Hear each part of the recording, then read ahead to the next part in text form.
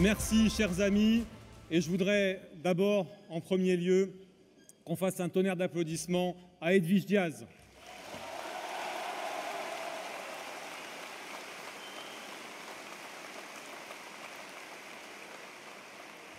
Elle représente si bien votre région et se bat toujours avec constance et avec énergie. Alors, lorsqu'en 2014, nous avons gagné des villes, que n'entendait-on pas? En effet, nos adversaires, toujours les premiers pour attiser la haine et jouer sur les peurs pour mieux se maintenir au pouvoir, promettaient aux électeurs qu'avec des maires RN, ces villes allaient sombrer dans les ténèbres, relayées par la propagande médiatique habituelle. Pourtant, nous l'avons vu ce week-end au cours des formations dispensées par notre direction de campagne. Au contraire, partout dans les villes RN, la situation s'est améliorée. Dans chacune de nos villes, et les résultats à toutes les élections intermédiaires en témoignent, avoir un maire RN est une bouffée d'oxygène pour la population. Et les électeurs veulent garder leur maire RN.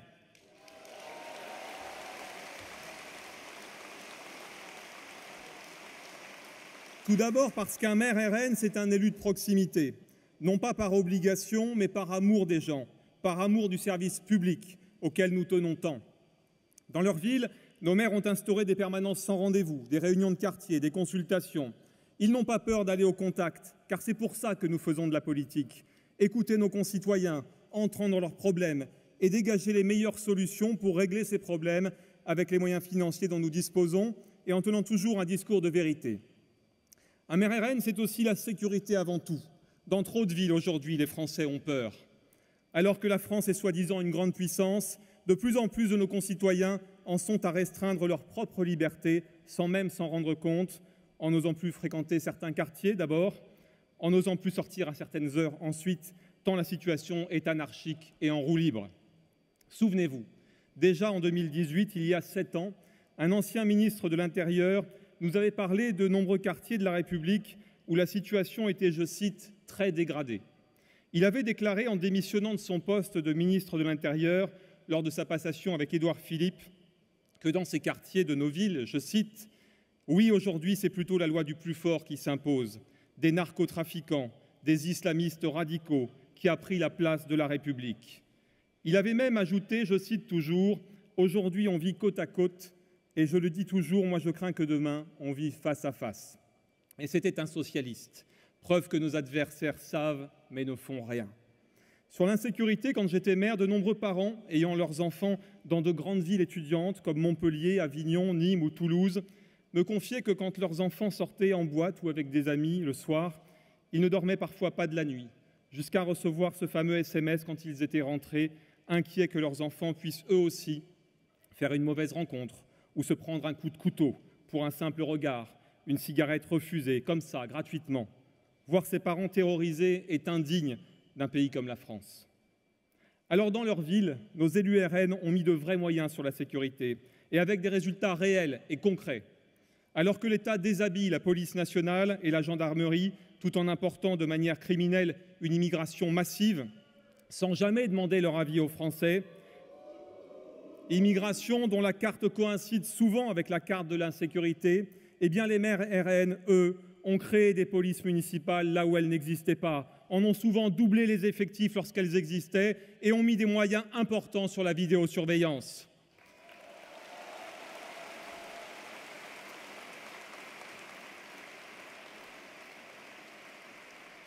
Là où il n'y avait aucun effectif de police la nuit, l'élection de maire RN a fait qu'en cas de problème dans nos villes, la police arrive en quelques minutes, quelle que soit l'heure.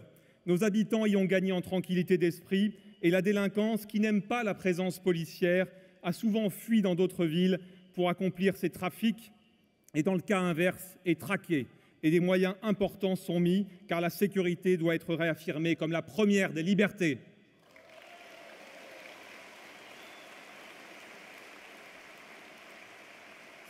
C'est toujours ce qu'auront à cœur de faire les maires du RN élus en mars prochain. Nous en faisons une priorité dans ces élections municipales et les Français savent qu'ils peuvent compter sur nous pour nous battre pour leur sécurité.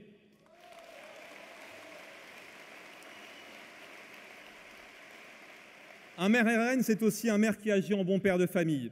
Aucun de nos maires n'a augmenté les taux d'imposition. Beaucoup les ont même baissés, alors que dans de nombreuses autres villes, dans le même temps, ces taux ont grimpé en flèche, assommant des contribuables qui n'en pouvaient déjà plus. Un maire RN, c'est aussi un élu qui aime la France, qui aime ses traditions charnelles, nationales, régionales et locales, et qui les promeut, qui les fait vivre, qui crée des occasions de rencontres entre les habitants et qui anime sa ville pour la faire rayonner, met en avant la culture française, la culture populaire, quand dans d'autres villes se meurent. Alors, comme ces faits ne les arrangent pas, nos adversaires et leurs relais médiatiques diabolisent et mentent. Mais ils peuvent toujours bien dire ce qu'ils veulent. Dans nos villes, les résultats des élections ne trompent pas. Ainsi, en 2020, nos maires ont souvent été réélus largement dès le premier tour, obtenant même le score record de 74,2% à Hénin-Beaumont pour Steve Briouat, que je salue.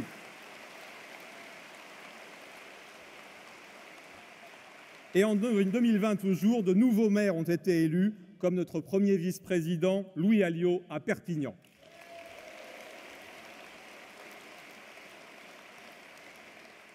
On l'a vu ce week-end lors des tables rondes, en fait les extrémistes, ce ne sont pas nos maires, populaires et réélus nettement par leur population. Non, les extrémistes, ce sont nos adversaires. Et je vais vous donner quelques exemples. Ainsi, quand cette chère Mathilde Panot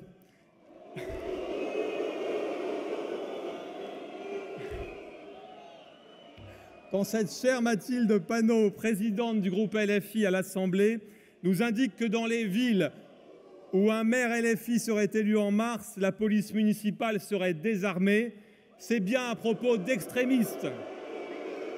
C'est bien un propos d'extrémistes et un propos d'irresponsables. Alors que les policiers municipaux sont souvent les primo-intervenants sur les faits de plus en plus graves, comment peut-on oser vouloir les désarmer ? La France insoumise a-t-elle oublié que les policiers sont des fonctionnaires, qu'ils assurent une mission de service public et que ce sont des hommes et des femmes qui ne sont pas là pour être des cibles ? Monsieur Mélenchon et Madame Panot, iraient-ils, eux, affronter à main nue des individus cagoulés et armés ? Alors pourquoi vouloir infliger ça à nos policiers ? Ce traitement est indigne et inhumain. Alors non, je le dis ici, en mars prochain, nous ne voulons pas de maire La France insoumise dans nos villes.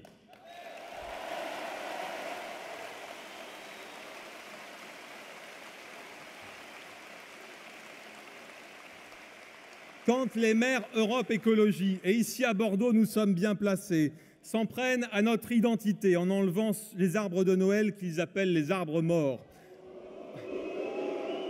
en renommant les marchés de Noël, en assumant défendre le port du burkini au nom de l'universalité et en menant des politiques communautaristes et clientélistes, qui sont les extrémistes ? Ceux qui défendent l'identité française, nos traditions et ce qui a toujours fait la France, ou ceux qui mettent sur le même plan notre culture et des cultures d'importation ?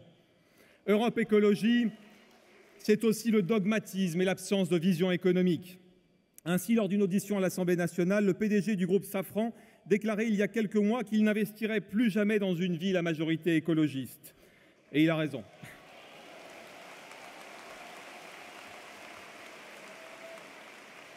Il le disait très bien, pour moi, il n'est plus question aujourd'hui d'investir en France dans une ville détenue par une majorité écologiste, ce n'est plus possible. Je ne le ferai plus si c'est pour se faire accueillir par des tomates quand on crée 500 emplois dans une région, je ne le ferai plus.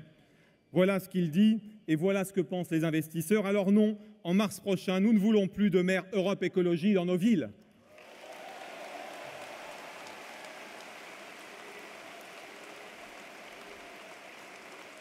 Quand les maires socialistes et macronistes, après avoir mis le pays en faillite, augmentent les taxes foncières de plus de 52% comme à Paris, ce sont là aussi, eux, les extrémistes, les incapables et les crasses économiques même. Et ces gens osent en plus donner des leçons et faire la morale à tout le monde à longueur de journée alors qu'ils ne savent même pas gérer. Alors non, en mars prochain, nous ne voulons plus non plus de maires socialistes ou macronistes dans nos villes.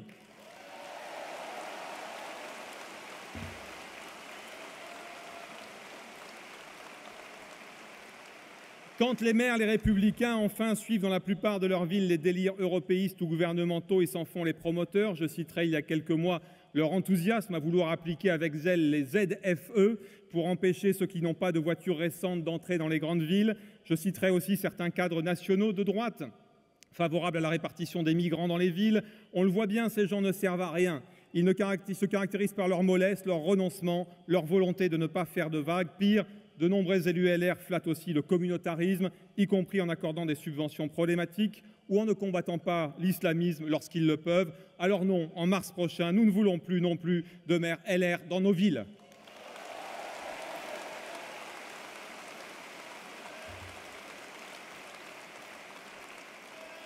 En tant que directeur de campagne des élections municipales et à 6 mois du scrutin, je vois nos candidats. Je vous annonce d'ailleurs aujourd'hui que nous avons déjà, à ce jour, investi près de 500 têtes de liste et on continue chaque semaine. Je suis fier de leur travail accompli, de celui qu'ils accomplissent et de celui qu'il leur reste encore à accomplir pour aller vers la victoire. Je sais que contrairement aux élus LFI, les Verts, socialistes, LR, nous n'avons qu'une seule chose en tête, nous, vouloir servir la France et les Français avec sincérité, avec courage et dévouement.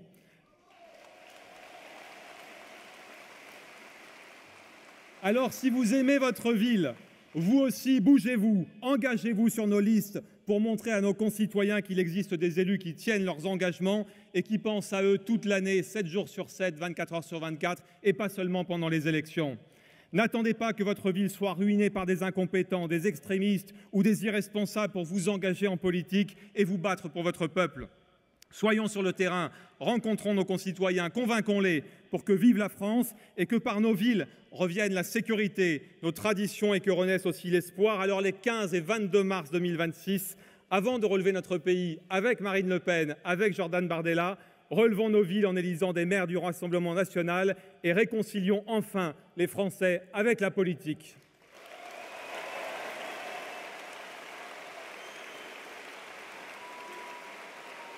Tous ensemble, donnons le top départ pour cette campagne des municipales.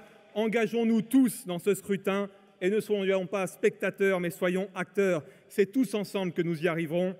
Je sais pouvoir compter sur vous. Vive le Rassemblement national et vive la France!